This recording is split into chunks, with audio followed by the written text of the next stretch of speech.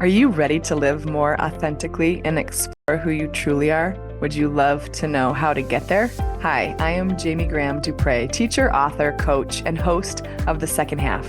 Throughout the show, we will consider how we can be people who show up honestly, speaking in truth and love, and vulnerably, sharing and reflecting on life experiences. You will be encouraged to make connections in your life that will dare you to explore powerful growth, personally, vocationally, and spiritually. Are you ready to consider how to develop and nurture a growth mindset, take ownership of your life, and create action steps that lead you to being bold, brave, and healthy? The second half starts now.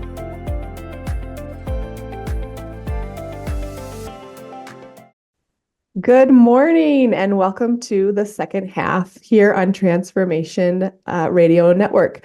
I am Jamie Duprey, your host, and you can join me live here every second and fourth Wednesday, or all of the podcasts are available to stream on whatever your podcasting preference may be.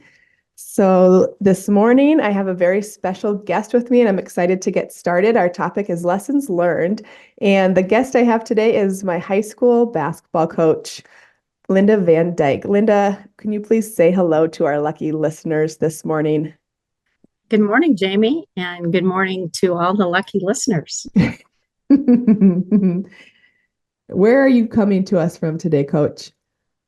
I am coming from the Pentler Mountains in southwest Montana. We're about 10 miles from Phillipsburg, Montana. Beautiful. All right. So we're hoping that your internet keeps with us today. yeah, that's always sketchy, but hopefully it hangs in there. Yeah, we're glad that you made this work.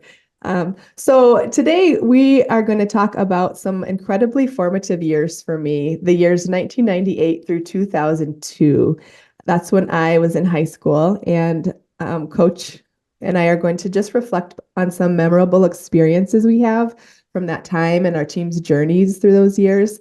My first memoir, The Yellow Sports Bra, A True Story of Love, Faith, and Basketball, is all about this journey. I used journals of mine and notebooks that Coach VanDyke kept that had stats and encouragement and all kinds of things through them that recorded this special time for us. So I'm excited to explore this coming of age story with people and hear how it connects to listeners and what it makes them think about as far as their own coming of age stories, lessons learned, what lessons we have taken with us, and sometimes things that maybe we had to let go of or be okay with. So Coach, will you start by sharing what comes to mind for you when you think back to that time?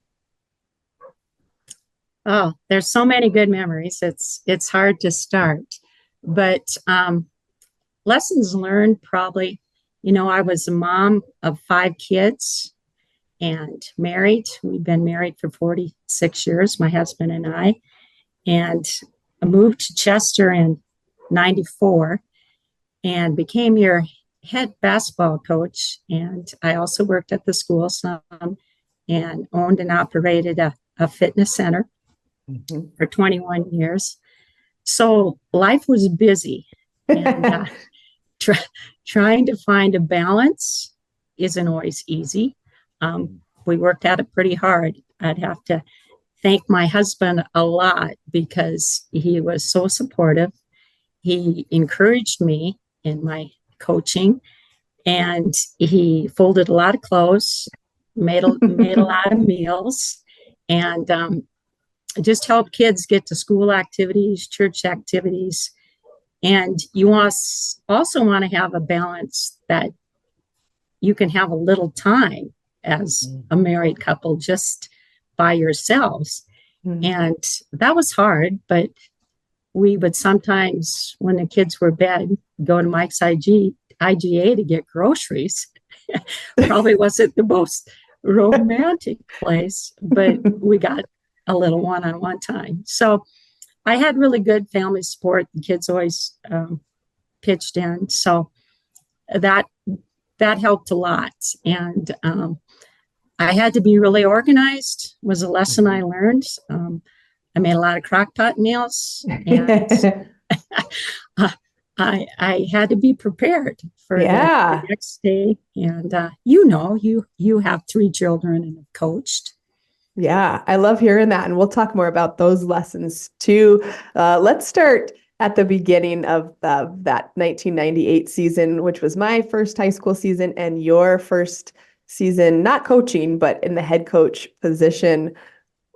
Share about what memories and what stories that time brings up. Oh, I'll always probably remember this, but our opening game, we came out of the locker room running. We beat Shelby, who was Class B, Mhm. 90-20. That's right. Every, yeah, everybody got in. Oh, you were so fun to watch. You got up and down the floor. We pressed. And from that game on, your 4 years in your journey of basketball, we had the community support. Hmm. Everywhere I went, if I went to church, people talked about the game. I'm sure down at Spuds, the men, Hmm. the men at the coffee hour were talking about the game. But everybody was excited. And from that point, we just had a lot of community support. People came to the games. Um, one lady came up to me and talked to me, and I just finally said, "Well, sorry, I don't know you." And I introduced myself, and I go, "Well, do you have a granddaughter playing?"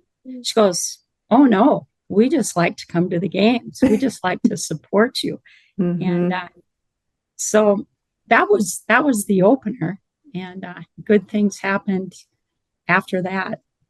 Yeah, yeah, Yeah. it's really fun to think about that community support living in small towns. Some fun connections that Coach VanDyke and I had before Chester was I was born in a little tiny town in Montana called Denton, 45 miles outside of Lewistown.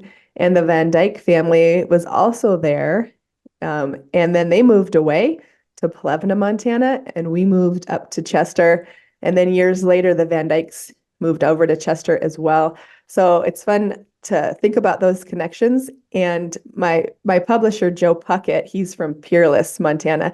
He likes to refer to Montana as the small towns, especially, it's just one long main street where somehow people are going to cross paths and you're going to have a connection if you just talk long enough and you'll find those Yes. those connections. So in that small town, that same thread with the people and the support, I think it's either Mr. Ronig or Mr. Heimbigner that I quoted. There was some newspaper articles that I put in my book, and exactly what you said, Coach, was that they said something about small towns would just blow away if it wasn't for the school, and how important that is for the day to day, not just for students and parents, but for other community members. So that's a special thing to think about. And you shared a story with me the other day when we were chatting about this. You had five kiddos, and Jessica was pretty little when we were all in high school. And can you share that story when you talked about your sister worrying? Oh, yes. We were at the state tournament, and of course, there were lots of people. And some of my sisters came, and nephews and nieces, and to be with us at the state tournament. And my sister Mary was always worried about Jessica because my husband Kim, Jessica wasn't sitting by him, and I know Carly was in the stands. And Mary goes, "I was just worried about her because I didn't know where she was." And after the game, I go, "Oh, Mary, you don't have to worry about her. She's probably sitting with somebody in the Chester crowd and they're taking care of her because that's what they do. And they know I'm busy coaching." So, yeah. Right. I love that. And you said Carol's probably buying her popcorn or somebody's doing something Yes, that. yes, somebody's probably taking care of her. And she always showed up after the game because she always wanted to come down on the floor, you know. Sure. Yeah, I love that. Thinking about, again, that community support. Everybody's kind of watching out for everybody else. Kids are just feel so much freedom because they're able to go sit in the stands with their friends or cheer with the cheerleaders, and everybody gets some sort of feeling of connectedness in that, and that's beautiful. So pretty soon here, we'll have a little halftime break. But before we go into halftime, let's talk a little bit about the time management and organization and things like that you talked about. What have you taken with you, since that time years ago?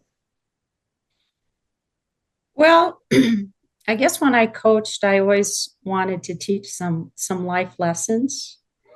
And so every practice, I think we started out with a quote. Yep. Yeah. And you had a word, one player would have a word for the week, and that you had to define it yourself. Mm-hmm. And we talked a lot about respect, a lot about not caring who gets the credit, but just all working for a common goal. And you guys worked so well together, and nobody really did care who got the credit. You just wanted to win and have fun, and that's what we did. We talked a lot about respect, respect yourself, respect your teammates, respect your family, and you guys just bought into everything I said, and you bought into all the basketball terminology and what our goal was. And a lesson I learned is that you guys were so willing to work hard that I too had to work hard as a coach.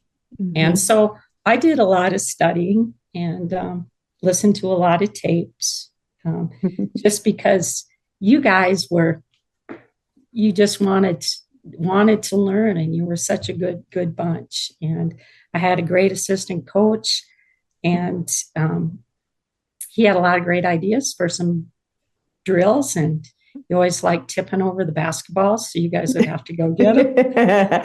Yes. So we had, practices to me was fun, and I liked preparing for them. I always told you guys that I felt we were so prepared that I didn't have to coach during a game. I could go up and sit in the stands. And one of my daughters said, "Mom, don't do that. Don't do catching that." Yeah. Well, but you guys were just a class act, Yeah, I love hearing about the preparation piece and how much y'all had to prepare yourselves and for us. So we're going to talk a little bit more about that after we take a break here. So go ahead, stand up, go get a cup of coffee or a cup of water, and join us in a couple minutes when we talk a little bit more about some of those life lessons that we learned all those years ago that we still carry with us. We'll see you in about 2.5 minutes.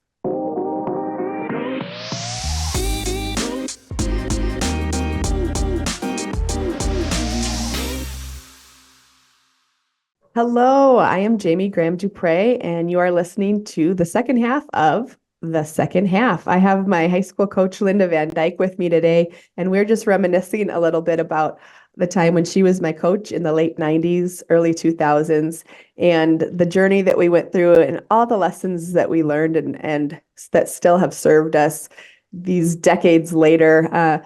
So Coach was just sharing about the preparation needed. And she mentioned our assistant coach, Willie Schlepp, who they were just great compliments for one another.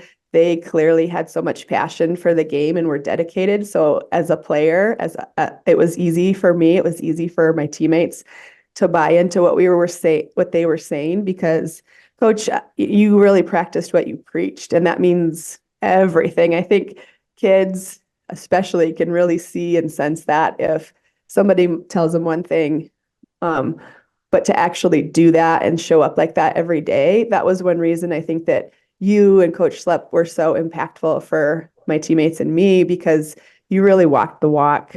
So I just want to thank you for that. Well, thank you. Well, thank you. Yeah.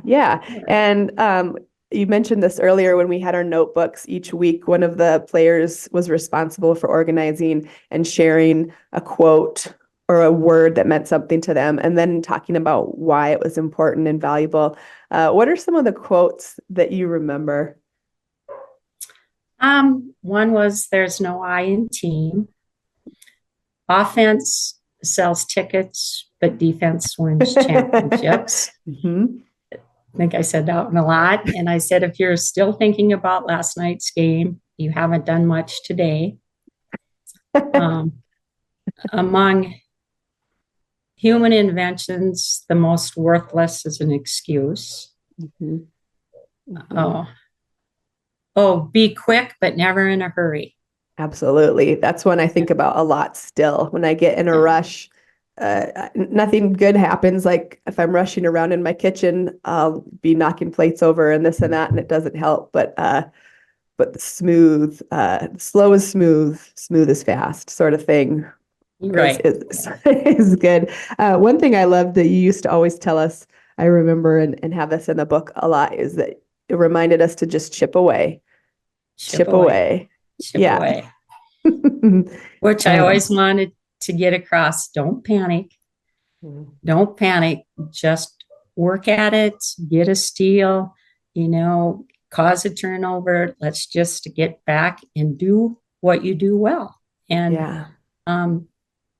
everybody knew their role on the team, and they knew if they just brought what they were supposed to, good things would happen.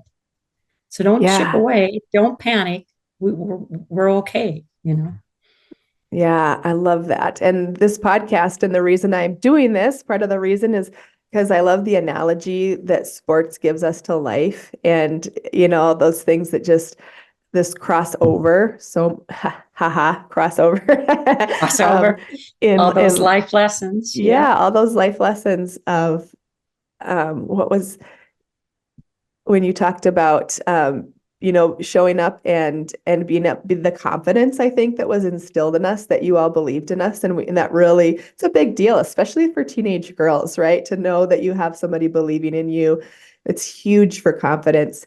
And you also used to tell us, which I think is analogous for life too, that basketball is a game of mistakes, and we can't dwell on those, next play. We just have to keep learning from that. Yes, because I had some perfectionists on my team. So I had to say, it's a game of mistakes. Just go to the next play. And I still hear that sometimes and remind myself, okay, next play, next step, try again, keep learning. So another thing that we've talked about before on this podcast, and that you and I discussed, Coach, was halftime tweaks and being able to make changes. Share a little bit about what that means to you, not only when we look back on this time, but just in life, of making those changes and thinking about second half living. Well, I think your second half is where you make your adjustments. And I feel like I have to make a lot of adjustments in life. We could prepare for a game, but maybe someone's in foul trouble, or somebody on the other team is just having a great game and we got to stop them. So you just have to make adjustments. I know in my second half of life here, retirement has been an adjustment to me. You leave a community that you had good friends, and I'm with people every day in Chester. Well, I come up here in the mountains and it's like, the bears and the moose. It's pretty quiet. So you have to learn, I think, adjustments. And I struggled with, well, what's my purpose up here? And I kind of come to the conclusion that I just enjoy this time with my husband, enjoy our coffee in the morning. We have 20 acres of forest land, and I grew up on a farm, but it was in, the flatlands of South Dakota. So come to 20 acres of forest, we've had to learn how to thin trees and be good stewards on the land. And I've also learned we are called to serve. So, people up here in the mountains, they need some help. They'll call Kim and say, hey, I'm stuck. Can you guys come and help us? And so I guess I'm at peace in my second life or second half because I've kind of come to the conclusion of what my purpose is. That's really beautiful. Thanks for sharing that. That's something we all really wrestle with. And I think sometimes as we get older, we can get stuck in the past. And that's just like that quote you said, if you're still thinking about last night's game or whatever, if you're still thinking about last year, or, you kind of get stuck in those ruts mentally. Right. And it's healthy. It's not healthy. So we need to move on, like you said, and think about where we are now and what our purpose is here and now. Have 16 grandchildren that I hope to develop relationships with. And it's hard when, we're miles apart.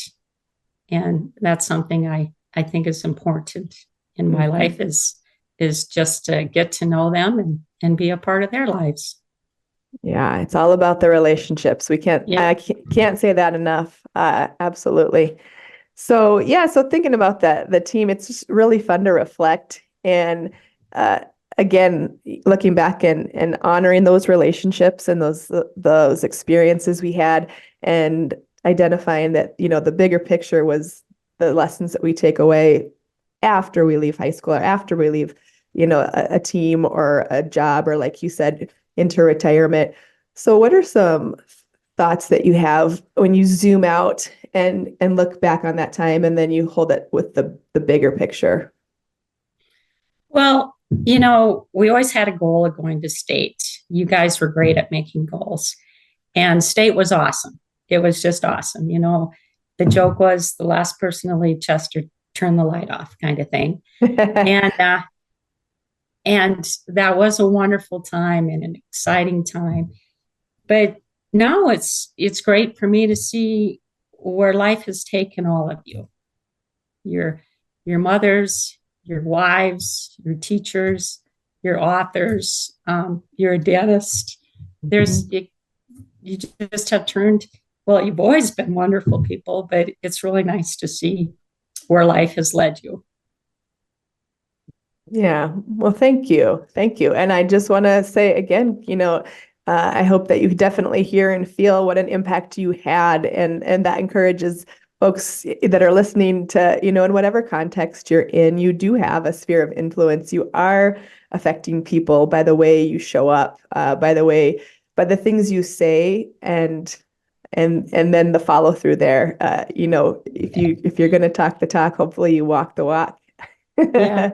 I had an education class where they said, if you're a teacher or a coach, you live in a glass house. So everybody's watching you.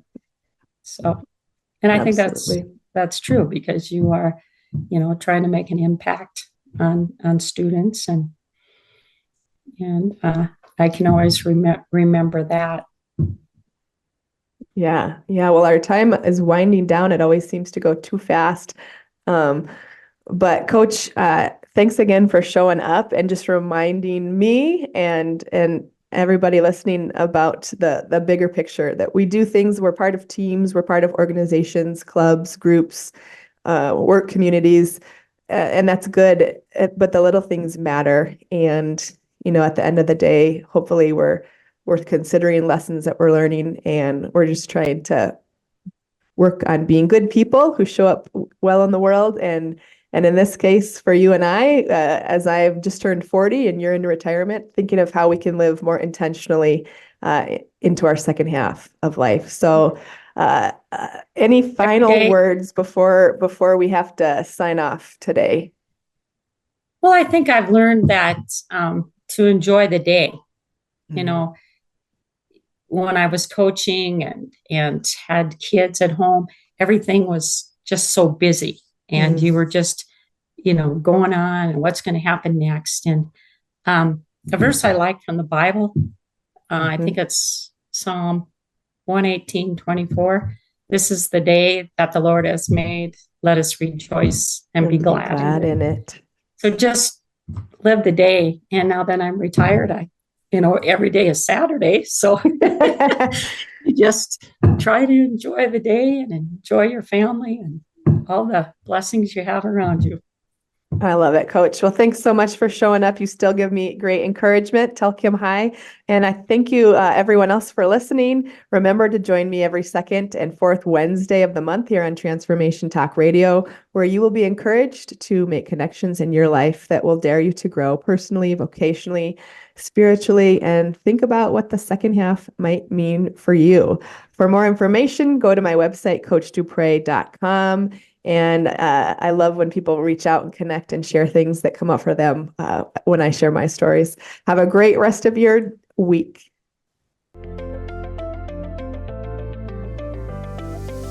Thank you for listening to The Second Half with me, Coach Duprey. Tune in on the second and fourth Wednesday of every month at 8 a.m. Pacific on Transformation Talk Radio, where you will be encouraged to make connections in your life that will dare you to explore powerful growth personally, vocationally, and spiritually. For more information about me, my courses, my coaching, and my books, and how I can support you on your journey, find me on my website, coachdupre.com. See you next time.